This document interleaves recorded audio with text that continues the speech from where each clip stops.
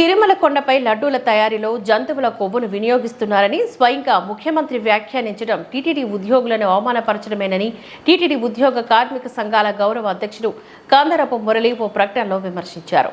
టీటీడీలో పారదర్శకమైన విధానాలు అనుసరించబడుతున్నాయని, ఏ ప్రసాదం తయారీకైనా దానికి వినియోగించే ఆహార పదార్థాలు తనిఖీ చేయడానికి టీటీడీ పరిధిలో ల్యాబ్ ఉందని, ఈ ల్యాబ్లో తనిఖీలు చేసిన తర్వాతనే వినియోగించబడతాయని గుర్తు చేశారు. Central food technology research institute CFTRI Mysore పరిధిలో ఆహార పదార్థాలను తనిఖీ చేస్తారని గుర్తు చేశారు. ఇది కేంద్ర ప్రభుత్వ పర్యవేక్షణలో నడపబడుతుందని తెలిపారు. విశ్రాంత శాస్త్రవేత్త మరో 12 మంది నిపుణులైన ఉద్యోగుల పర్యవేక్షణలో ఈ తనిఖీ జరుగుతుందని, ఈ తనిఖీ పర్యవేక్షణకు గాను టీటీడీ నుంచి రోజుకొక బృందం చొప్పున ప్రతిరోజు సర్టిఫై చేసిన తర్వాతనే ప్రసాదాలకు వినియోగించే ఆహార పదార్థాలను స్వీకరిస్తారని తెలిపారు. తాను సమాచారాన్ని సేకరించిన తర్వాతే తెలియజేస్తున్నానని కందరపు మురళి ఓ ప్రకటనలో వివరించారు. టీటీడీ నాణ్యతా ప్రమాణాలకు లోబడి ఉంటేనే నెయ్యి వినియోగం జరుగుతుందని వివరించారు. కరోనా సమయం మినహా మిగిలిన 3.5 సంవత్సర కాలంలో నెయ్యి వినియోగానికి సంబంధించిన ట్యాంకర్లు నాణ్యతా ప్రమాణాలకు లోబడి లేవని, 20కి పైగా ట్యాంకర్లు తిప్పి పంపిన విషయం రికార్డులో నమోదైందని ఆయన ఈ సందర్భంగా తెలియజేశారు. వాస్తవం ఇది కాగా ముఖ్యమంత్రి స్థాయిలో వ్యక్తి తేలికగా ఇట్లాంటి ఆరోపణలు చేయడం సమంజసం కాదని, భక్తుల మనోభావాలను, టీటీడీ ఉద్యోగులను అవమానపరిచినట్టుగా అవుతుందని ఈ సందర్భంగా కందరపు మురళి గుర్తు చేశారు.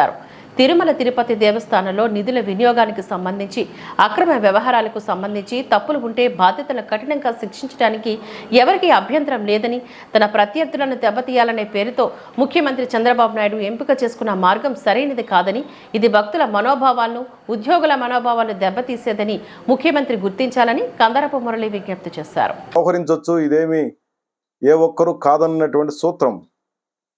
ఆ ఎంక్వైరీ నివేదిక బయటపెట్టలేదు, ఏ రకమైనటువంటి చర్చ జరగలేదు, వాటి మంచి చెడ్డలన్నీ కూడా ఎవరి దృష్టిలోనూ లేవు.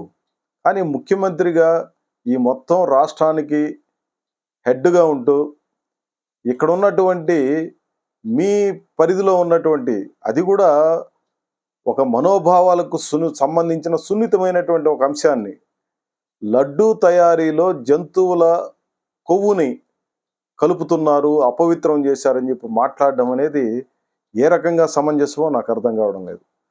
మీ స్థాయిలో ఉన్నటువంటి వ్యక్తి ఈ రకమైనటువంటి వ్యాఖ్యానాలు చేయడం అనేది మాత్రం ఇది క్షంతవ్యం కాదని చెప్పి నేను భావిస్తున్నాను. కారణం ఏమంటే, టీటీడీలో ఒక ఈఓనో, చైర్మనో, లేదంటే కొంతమంది నచ్చినటువంటి అధికారులు వీటన్నిటిలో జోక్యం చేసుకొని ఇష్టం వచ్చినట్టుగా వ్యవహరించే సిస్టమ్ లేదు అనేది ముందుగా అర్థం చేసుకోవాలి. టీటీడీలో ఉన్నటువంటి వ్యవస్థను మనం గమనిస్తే, ముఖ్యమంత్రి గారు చేసినటువంటి వ్యాఖ్యానాలు అది టీటీడీ ఉద్యోగులను అవమానం చేసినట్టుగా భావించాలి తప్ప మరొకటి కాదు. మీ ప్రత్యర్థుల మీద కోపం ఉంటే అది ఏ రూపంలో చూపిస్తారో చూపించండి. దాని ఆధారంగా ఇక్కడ ఉన్నటువంటి టీటీడీ ఉద్యోగులను అవమానం చేయడం, భక్తుల మనోభావాలతో చెలగాటమాడడం అనేది సమంజసమైనటువంటిది కాదు. అందులో ఒక లౌకికవాద పార్టీకి, లౌకికవాది అని చెప్పుకుంటున్నటువంటి చంద్రబాబు నాయుడు గారు ఈ రకమైనటువంటి అంశాన్ని భక్తుల మనోభావాలకు ముడిపెట్టి, దీని వెనకాలేదో ఒక కుట్రపూరితమైనటువంటి ఒక ఇట్లాంటి ఆలోచనలే చాలా ప్రమాదకరమైనటువంటిది. ఇది సమంజసమైనటువంటిది కాదు. లడ్డూ తయారీ ఎట్లా జరుగుతుంది, పోర్టుకి ఈ వస్తువులన్నింటినీ ఎట్లా తీసుకొస్తారు, దీనికి సంబంధించిన నాణ్యతలు ఎట్లా పరీక్ష చేస్తారనేది టీటీడీలో ఒక పవర్ఫుల్ సిస్టమ్ ఉంది, చాలా ట్రాన్స్పరెంట్గా కూడా నడుస్తుంది. ఇప్పుడు ఉదాహరణకి నెయ్యి గురించి చంద్రబాబు నాయుడు గారు ఆరోపణలు చేశారు. లడ్డూ తయారీలో నాణ్యత తక్కువ కావడానికి కారణం ఏంటంటే, ఈరోజు యానిమల్ ఫ్యాట్ని దీంట్లో కలుపుతున్నారు అని చెప్పి ఆరోపణ ఆయన చేశాడు. ఇట్లాంటిది జరిగితే కనిపెట్టడానికి ఒక సిస్టమ్ ఉంది తిరుమల కొండ మీద, అదే టీటీడీ పరిధిలో ఉన్నటువంటి సిస్టమ్ ఏమిటంటే, ఒక ల్యాబ్ ఉంటుంది. ఇక్కడ నెయ్యే కాదు, మీరు యాలకులు కొనుగోలు చేసినా, బియ్యం కొనుగోలు చేసినా, బెల్లం కొనుగోలు చేసినా, లేదంటే ఏ రకమైనటువంటి వస్తువు కొనుగోలు చేసినా వాటన్నిటికీ ఒక సిస్టమ్ ఉందనేది మనం అర్థం చేసుకోవాలి. ఈ ల్యాబ్లో తనిఖీ చేస్తారు. దీన్నే CFTRI అని అంటారు. మైసూరు వాళ్ళకి సంబంధించిన, మైసూరు అని అంటే కేంద్ర ప్రభుత్వ పరిధిలో ఉన్నటువంటిది. ఇది central food technology research institute అంటారు, CFTRI అనేది. మైసూరు ఇక్కడ మనకు దక్షిణ భారతదేశానికి సంబంధించిన మైసూరు కేంద్రంగా ఉన్నటువంటిది. దీంట్లో దీని ఆధిపత్యంలో ఇదంతా కూడా నడుస్తుంది. అక్కడ వారి పర్యవేక్షణలో జరిగేటువంటి సిస్టమ్ ఇది. ల్యాబ్ అంతా కూడా వాళ్ళ పర్యవేక్షణలో ఉంటుంది. ఇక్కడ ఒక రిటైర్డ్ సైంటిస్ట్ ఆయన భక్తుడి హోదాలో లేదంటే ఆయన సేవ చేయడానికి వచ్చి ఇక్కడ చేస్తున్నటువంటి మనిషి. అదే మాదిరి ఇంకొక 12 మంది పీజీ చేసినటువంటి వాళ్ళు, కెమిస్ట్రీలో పీజీ చేసి నిపుణులైనటువంటి ఒక వ్యవస్థ అక్కడ ఉంది. ఇది ఏదో ఒక నెయ్యికి సంబంధించినటువంటి అంశం కాదు. ఏ ఆహార పదార్థాన్నైనా వాళ్ళు ఏ స్పెసిఫికేషన్స్ అయితే పేర్కొనబడి ఉంటాయో వాటికి లోబడి ఉండకపోతే తిరస్కరించినటువంటి ఘటనలు అనేక ఉన్నాయి. మనకు గత 5 ఏళ్లలో 1.5 year లేదా 1.5-2 సంవత్సరాల కాలంలో లడ్డూ తయారీ ఆగిపోయింది కరోనా కారణంగా. ఆ సమయాన్ని మినహాయించి మిగిలిన సమయం మొత్తం మీరు పరిశీలన చేస్తే దాదాపు 3-3.5 సంవత్సరాల కాలంలో పరిశీలన చేస్తే, నేను ఉద్యోగులతో మాట్లాడిన తర్వాత తీసుకున్నటువంటి సమాచారం ఇది. 20 ట్యాంకర్లకు పైగా రిజెక్ట్ చేశారు నెయ్యి 20 ట్యాంకర్లకు పైగా ఎందుకు రిజెక్ట్ చేశారు? వాళ్ళ స్పెసిఫికేషన్కు లోబడి అవి లేవు, ఆ నాణ్యతా ప్రమాణాలు కనపడలేదు కాబట్టి 20 ట్యాంకర్లు రిఫ్యూజ్ చేశారు. ఈ ల్యాబ్ సిస్టమ్ ఉంది కాబట్టి. ఈ ల్యాబ్లో ఆ నెయ్యి ట్యాంకర్లో కొంత తీసుకొని దాన్ని తనిఖీకి పంపిస్తారు. ఆ నాణ్యతా ప్రమాణాలకు లోబడి ఉంటే దాన్ని యాక్సెప్ట్ చేస్తారు. అది లేదనంటే తిరస్కరిస్తున్నటువంటి సిస్టమ్ ఉందనే దానికి నేను ఈ ఉదాహరణ చెప్తున్నది. ఇది అన్నిటికీ వస్తుంది. అన్ని ఆహార పదార్థాలకు వర్తించేటువంటి ఒక యూనివర్సల్ సిస్టమ్గా టీటీడీలో మనకు కనిపిస్తుంది. ఇది తనిఖీ చేయడం కూడా ప్రతిరోజు ఒక అధికారి కంట్రోల్లో ఇది జరగదు.